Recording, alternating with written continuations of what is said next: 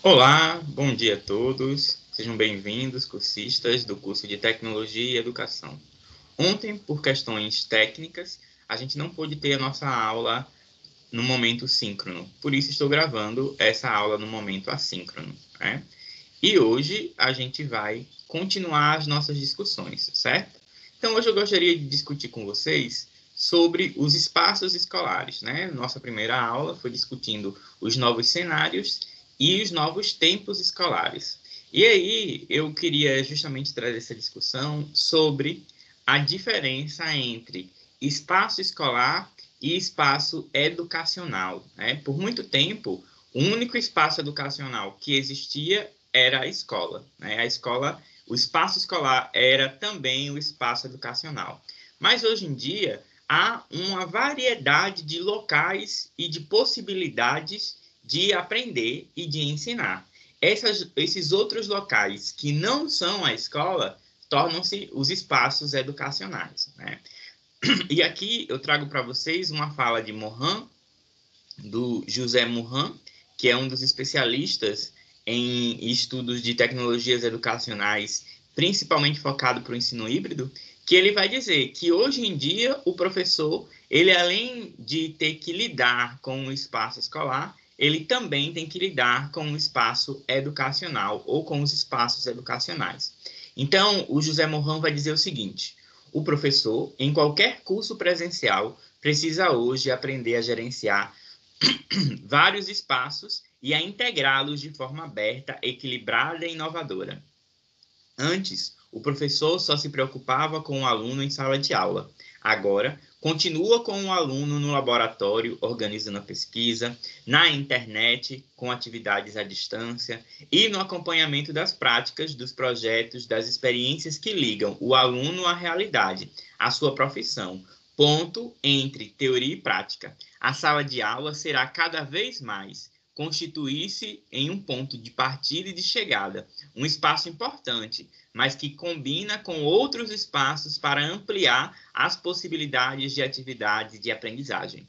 E isso, né, esses novos espaços educacionais têm a ver justamente com a pedagogia cultural, né? O que é a pedagogia cultural? Pedagogia cultural refere-se à ideia de que a educação ocorre numa variedade de locais sociais, que inclui a escola, mas não se limita a ela, né? Esses locais pedagógicos, ou seja, esses locais de aprendizagem, eles podem se organizar das mais diferentes formas. Eles podem ser uma biblioteca, eles podem ser a televisão, eles podem ser o jornal, a revista, o brinquedo, o anúncio, o videogame, o livro, o esporte, o cinema, as redes sociais.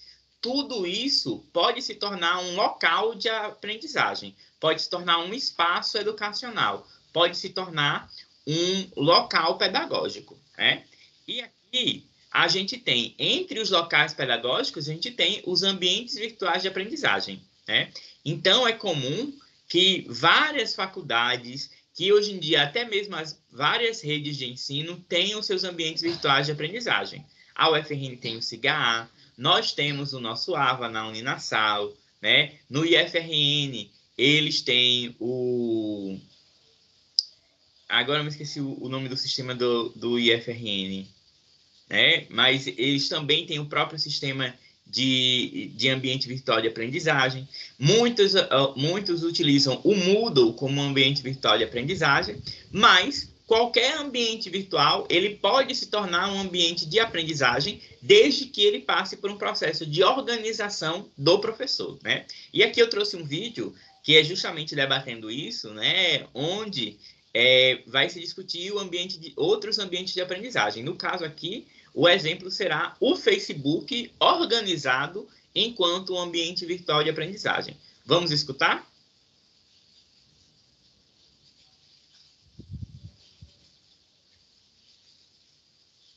Oi, gente. Hoje eu vou falar sobre ambientes virtuais de aprendizagem. Acharam que eu ia falar do Moodle, né? Mas eu não vou falar do Moodle. Eu vou falar do Facebook. Eu sei que tem toda uma questão legal de sindicatos, enfim, que orientam para não utilizar espaços, até para resguardar um pouco o trabalho do professor. Mas o que eu vejo enquanto prática e realmente de processos de aprendizagem? A gente tem os ambientes acadêmicos que são próprios para receber os materiais e os alunos, enfim, para que a gente faça todo o processo de interação ali. Só que é difícil, é demorado, as pessoas não conseguem acessar, é a maior confusão. Eu estou falando isso não em termos de gestão, eu estou falando em termos de aprendizagem mesmo. Que eu percebo que o Facebook, ali, quando a gente se propõe a criar grupos para disponibilizar materiais e para disponibilizar um espaço para a gente seguir conversando com os alunos, é o melhor espaço, no meu ponto de vista, para gerar aprendizados. Tá? Então, assim, que a gente possa pensar alguma forma de aliar esse trabalho em sala de aula.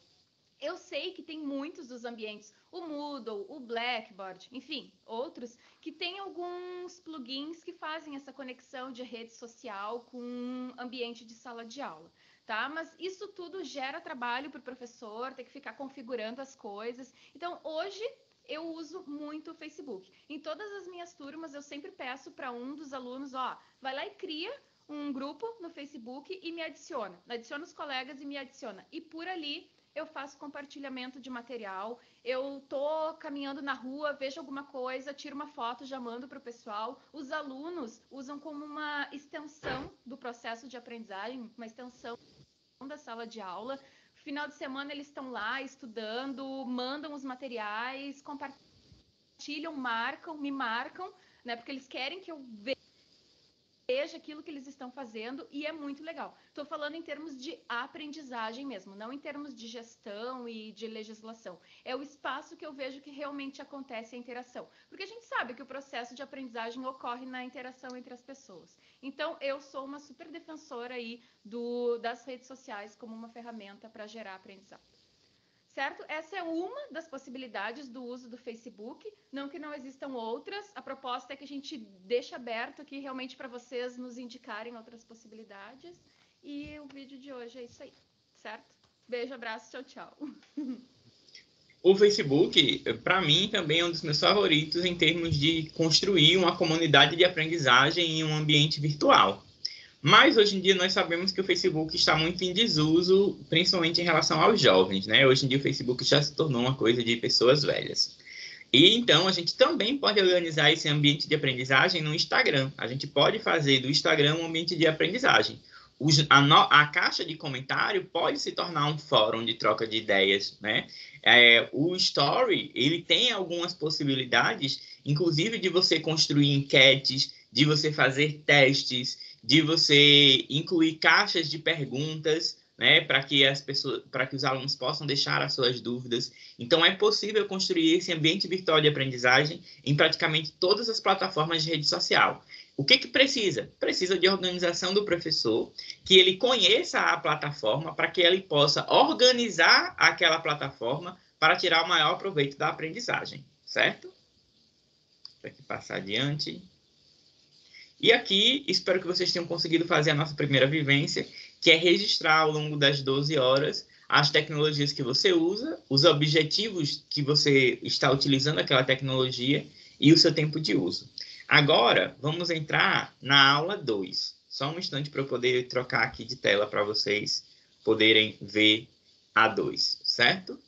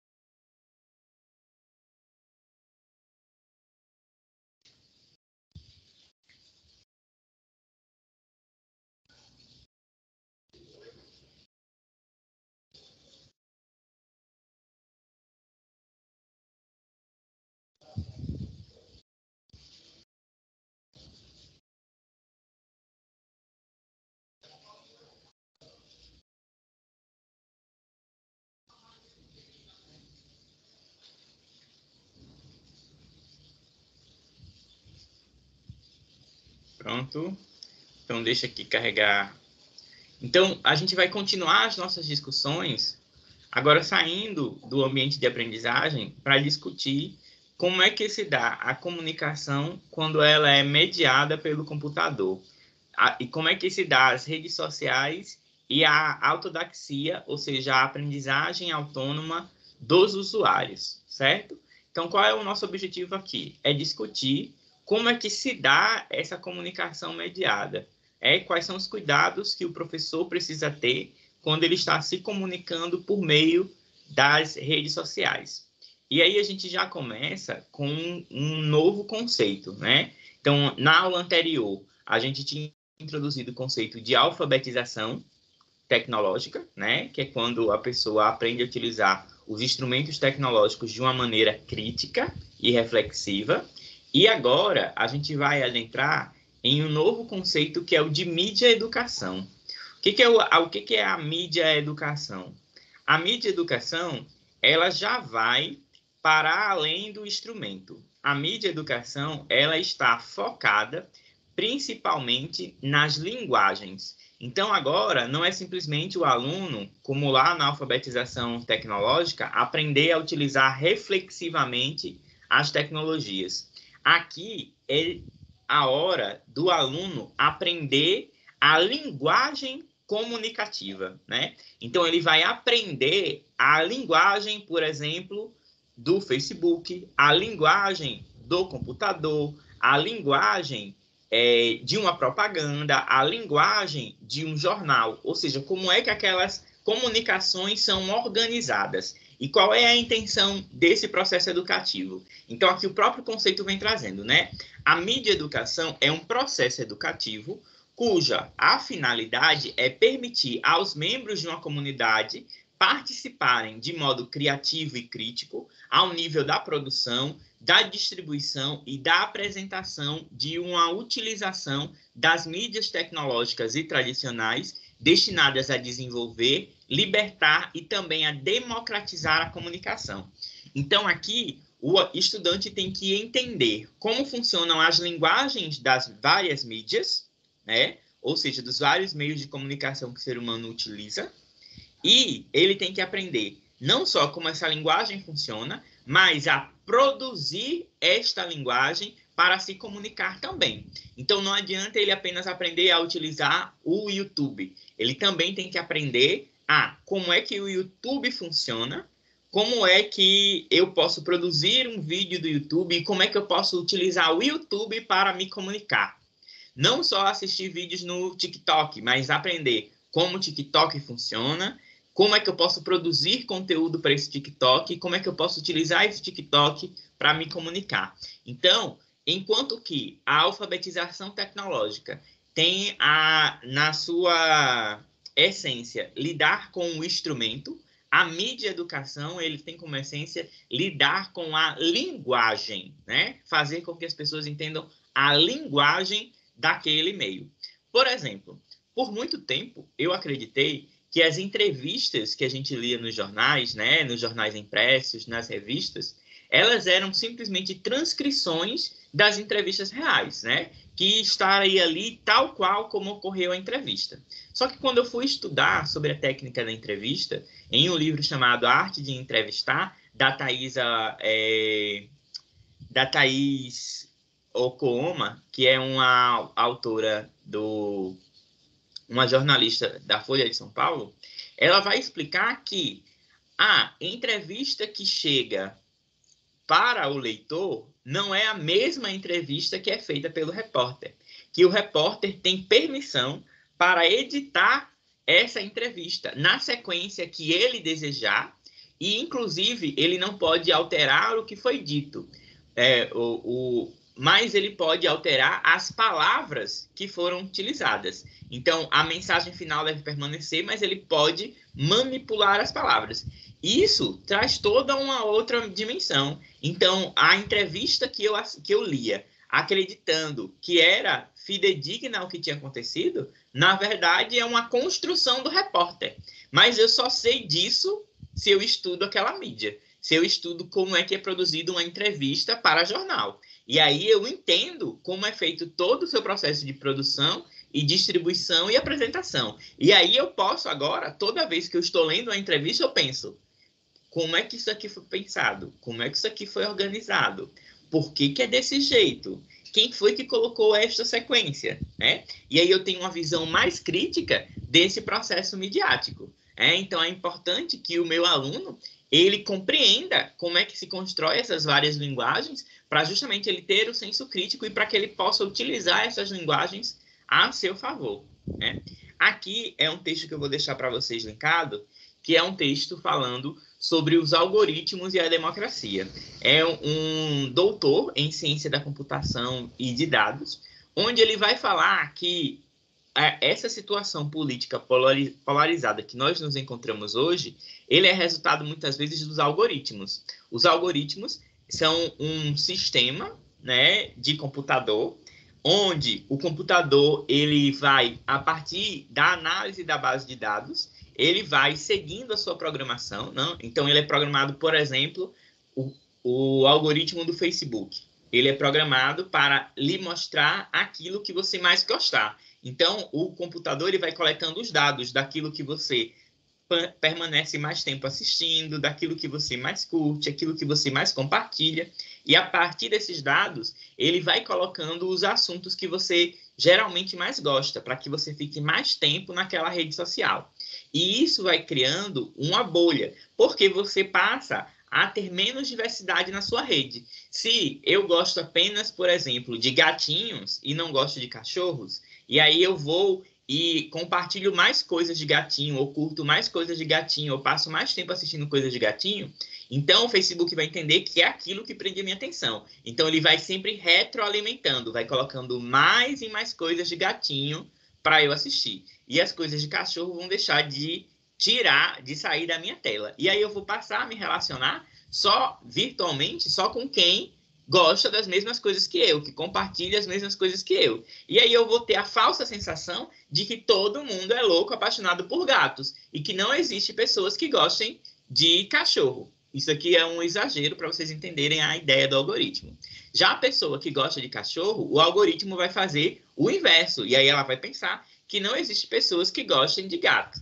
E aí você vai acabar, por conta da própria ordem binária do computador, que funciona em 0 e 1, em sim e não, em preto e branco, ele vai criar dicotomias. Então, ele vai acabar criando uma bolha de um grupo de pessoas que só gostam de gatos e uma bolha de grupos de pessoas que só gostam de cachorro.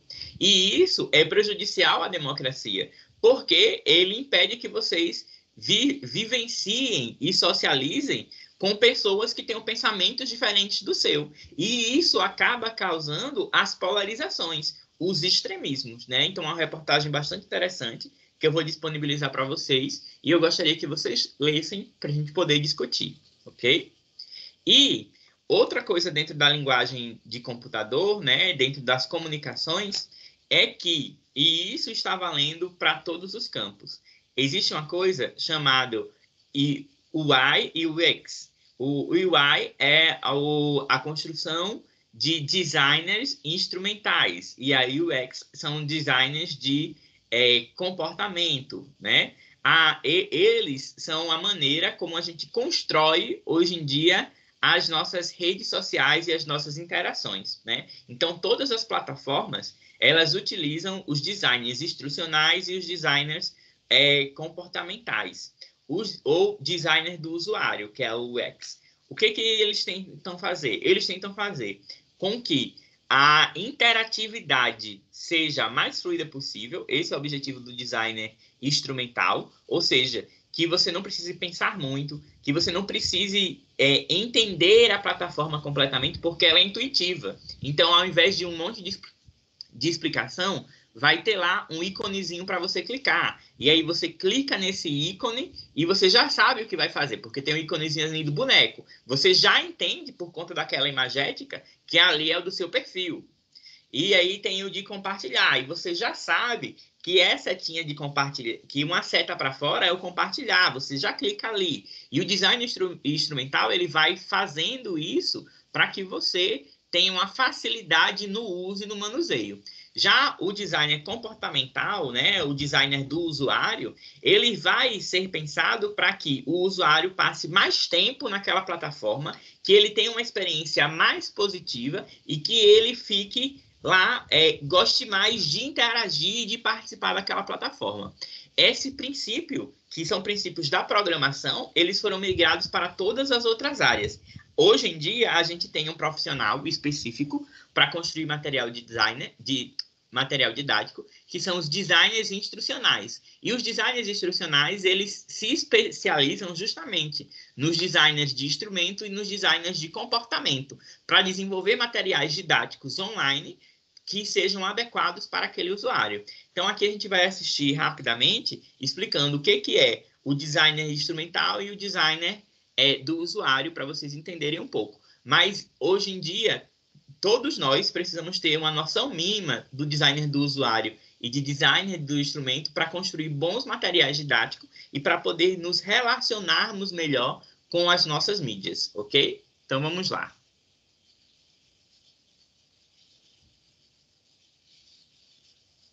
Seja bem-vindo ao vídeo 2 da Semana de Design. Hoje a gente vai falar as diferenças básicas de UX e UI. Realmente hoje vai ser definitivo. Olha só, hoje eu vou explicar de formas gráficas e reais e com a linguagem simples, para que as pessoas realmente entendam. Porque tem muito vídeo na internet, muito texto na internet que usa termo técnico para que o guruzinho pareça que ele é inteligente pra caralho, entendeu? Aí ele coloca UX é isso e aquilo, UI é isso e aquilo. Não, esquece. Hoje você vai aprender de verdade o que é.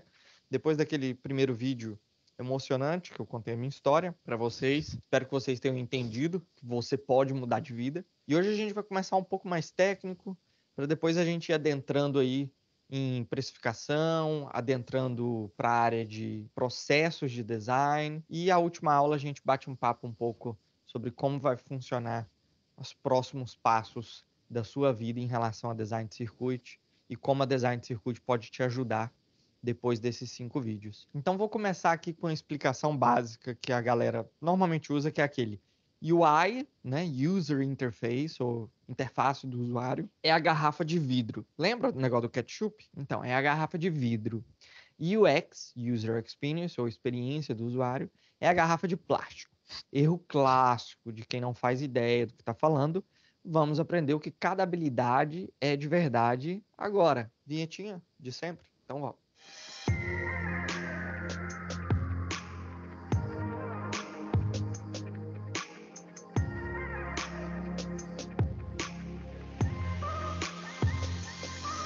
Olá, para quem não me conhece, eu sou o AJ, Aparício Júnior, UX Designer na Europa, e esse vídeo é Fogo no Parquinho. Vamos lá! Então vamos começar com o termo UX, User Experience, ou experiência do usuário. É um termo que mostra logo de cara que é um processo entre necessidades dos usuários, necessidades dos negócios e viabilidade do produto. É como se fosse aquele círculo que você aprendeu em matemática. Ó, ficou até legal isso aqui.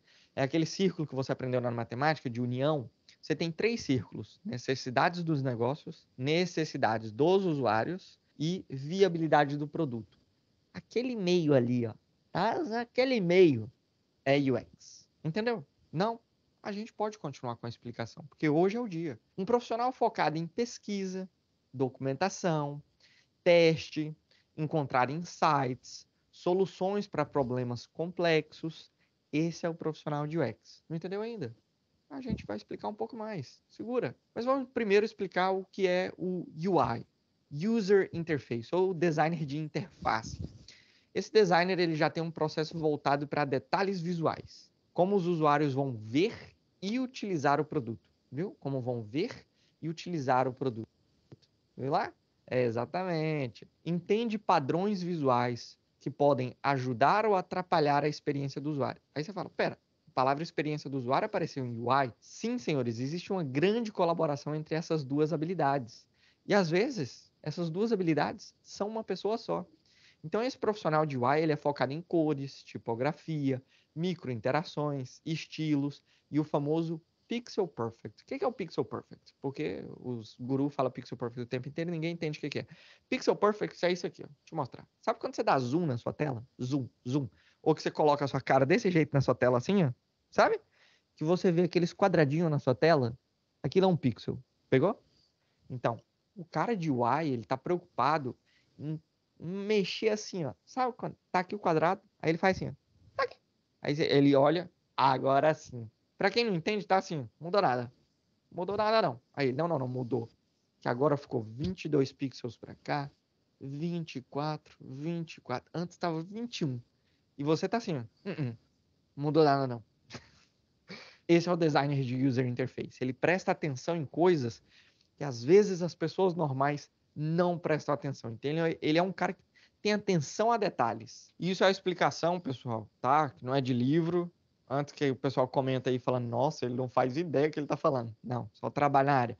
Mas isso é a explicação que eu utilizo do dia a dia. Quando eu sou perguntado o que eu faço, eu sempre explico da forma mais fácil. Olha, eu trabalho com pesquisa, validação de produto e ajudo na colaboração com as pessoas que fazem um design de um aplicativo ou de website. Eu sempre utilizo a palavra aplicativo website, mas nem sempre eu estou envolvido em aplicativo website. Então, tem vários projetos de pesquisa que eu sou envolvido que não são de pesquisa para aplicativo em si ou website. São produtos físicos, às vezes, ou às vezes é um serviço. Então, nem sempre é um aplicativo. Porque todo mundo vê UX design, o cara que trabalha com as telas aí. Não, nem sempre. Mas, para não deixar você muito preocupado com essa explicação bem simples que eu dei agora, vamos a uma explicação um pouco mais didática, né? Utilizada em livros, estudo prévios de gênios que escrevem livros. Vamos lá. User Experience, ou experiência do usuário, é um processo de pesquisar, desenvolver e refinar todos os aspectos da interação do usuário com uma empresa, produto ou serviço, para garantir que a empresa, produto ou serviço atenda às necessidades do usuário. Algumas coisas são importantes de prestar atenção aí nessa frase. Processo de pesquisar, desenvolver e refinar aspectos da interação do usuário com uma empresa, produto ou serviço. Então, sem usuário, não tem UX. Se ligou? E acho que pegou fácil aí a simples explicação, entendeu? Beleza. E para que essas interações ocorram, o UX designer, o futuro profissional que você vai ser, deve desempenhar papéis como estratégia de conteúdo, wireframe, protótipo, análise, pesquisa, validação e testes. Algumas habilidades aí para você se desenvolver, todas elas a gente ensina na Design Circuit. Surpresa? Entendi. Ok. E o que é o UI? O User Interface ou Designer de Interface? Ele é responsável pela apresentação de um produto. A apresentação é a palavra-chave aí, você viu lá? Mas isso não significa que um designer de interface apenas escolhe fotos, logotipo e o trabalho está feito. Não. O designer de interface ele é responsável por toda a parte visual de um produto. Como tudo em uma página se alinha, os elementos visuais que você vê em uma página, botões, ícones, cores, tipografia, microinteratividade de um produto. Faz muito. Desempenha skills como pesquisa de design, olha só, ele também faz pesquisa. Branding, ou seja, ele trabalha muito próximo da marca, do guia da marca. Visual guidelines, ele trabalha muito com guias de visuais, como que o visual vai se apresentar, como e por que as cores são utilizadas. Responsividade, protótipo, implementação com o desenvolvedor. Então é um profissional também com muitas habilidades e muitas responsabilidades. E aí você vai me perguntar assim, mas espera aí, AJ, você falou assim no início do vídeo que esses profissionais colaboram. Boa pergunta, futuro aluno. Muito boa pergunta. Eu adoro as suas perguntas. Esses pessoal que está pretendendo fazer design de circuito são bem inteligentes às vezes. É umas perguntas muito interessantes. Um bom design de produto, ele envolve UX e UI juntos. Não são separados. Nós não estamos falando de waterfall que um faz, lava a mão e o outro faz. Não. Eles trabalham juntos. Um bom designer de interface, ele entende e aprecia o trabalho do UX. E um bom UX designer, ele entende e aprecia o trabalho do UI. Caso isso não aconteça, os profissionais não são tão profissionais assim. Colaborar do início ao fim, esses profissionais, é essencial, porque essa colaboração traz pontos positivos para o processo do produto. Por exemplo, reduz complicações, melhora o entendimento do público-alvo e da marca, resultados mais rápidos e desenvolvimento, olha só, ajuda até o desenvolvedor, né? Com redução de problemas a longo prazo. E a curto prazo também, eu sempre coloco na explicação, longo prazo, para parecer que a gente não faz tudo, mas realmente a gente quase faz tudo. Viu que as explicações podem ser fáceis, mas na maioria das vezes não são tão fáceis? E se você ainda tem dúvida de qualquer explicação, pode deixar aqui no comentário que eu vou te ajudar a entender da melhor forma possível. Se você precisar de algum... Então, ó, hoje em dia, isso aqui ele está falando para produtos, mas isso vale também para materiais didáticos. Então, hoje em dia, é importante que o professor tenha alguns conhecimentos básicos, né, de como estruturar esse material didático para que ele cumpra o seu papel de ajudar o aluno no processo de aprendizagem, né? E aí, ele tem que pensar qual a fonte que eu vou usar nesse material didático, né? Quais os recursos que eu vou utilizar? Esse recurso que eu vou utilizar, o meu aluno tem acesso? Quem é esse meu aluno? O que ele gosta de fazer? O que ele gosta de ler? O que ele gosta de assistir? Que redes sociais ele utiliza? E aí, para complementar a criação do design instrucional, a gente tem uma outra coisa para a gente ver também, que é a netnografia. A netnografia é uma evolução da etnografia. A etnografia é o registro da cultura de um povo, né? E a netnografia, no caso, é o registro das interações que um grupo social tem nas redes sociais, né? E aqui uma entrevista com a netnógrafa. A netnografia, ela é utilizada geralmente na indústria, né? Então as empresas contratam um netnógrafo para descobrir quais são os comportamentos daquele público-alvo deles nas redes sociais, para entender qual será a melhor abordagem para este grupo. E nós, na educação, ainda está muito recente a netnografia, né? Nós utilizamos a netnografia para entender como é que acontece, como é que se dá os espaços de aprendizagem virtual, né? Então, como é que as pessoas, como é que os nossos alunos estão interagindo com os ambientes virtuais de aprendizagem, que espaços educacionais virtuais eles frequentam, como eles reagem na rede social. E isso ajuda a gente a construir materiais didáticos mais eficientes. Vamos assistir aqui a entrevista e daqui a pouco eu volto para explicar um pouco mais.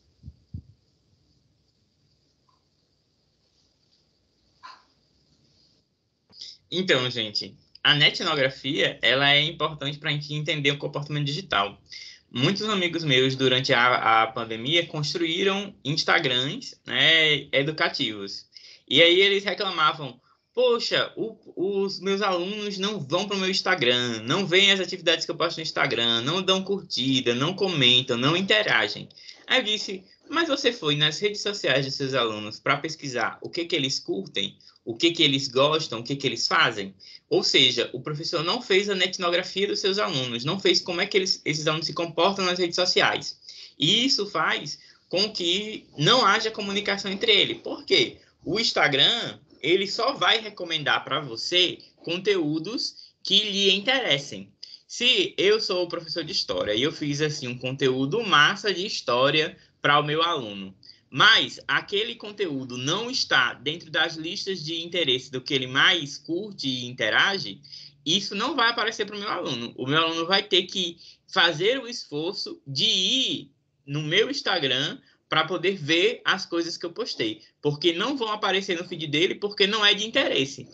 Se eu faço a netnografia do meu aluno e eu descubro, por exemplo, que ele gosta de Naruto, e aí eu faço um conteúdo de história relacionando história e Naruto, essa postagem que eu fiz vai aparecer no feed do meu aluno, porque o meu aluno tem interesse pela temática de Naruto.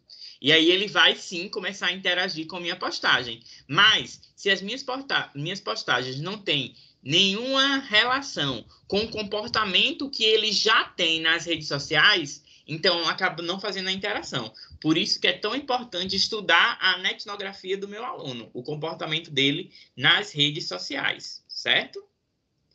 E aqui, só para a gente brincar um pouquinho, né? Quando for na aula de hoje a gente resolve esse enigma, né? Aqui são os enigmas do Emotion, né? Então aqui são 15 filmes da Disney e a gente tem aqui os Emotions para vocês tentarem descobrir que filme é, certo? Então pausem o vídeo agora e tentem decifrar esse enigma, né? E na aula de hoje à noite a gente vê quais foram as respostas. Esse daqui é interessante porque ele mistura duas linguagens. Eu só consigo resolver esses enigmas aqui se eu Dentro das minhas relações midiáticas, conheço os filmes da Disney, ou seja, tenho contato com a mídia cinema, e se eu conheço a linguagem dos emotions, né? Se eu conheço essas duas linguagens midiáticas, é a única maneira de eu resolver estes enigmas. Se eu desconheço os filmes da Disney, ou seja, desconheço a mídia cinema, ou se eu desconheço a mídia emotion, eu não vou saber, né, resolver este enigma. Então, eu preciso entender essas duas linguagens, cinema e emotion, para poder resolver esses enigmas. É a mesma coisa para os enigmas da vida e do cotidiano da contemporaneidade. Eu só vou conseguir resolver esses enigmas do meu cotidiano se eu entendo a linguagem das mídias que me cercam, ok? Então é isso por hoje. Muito obrigado. Aguardo vocês hoje à noite. Até a próxima.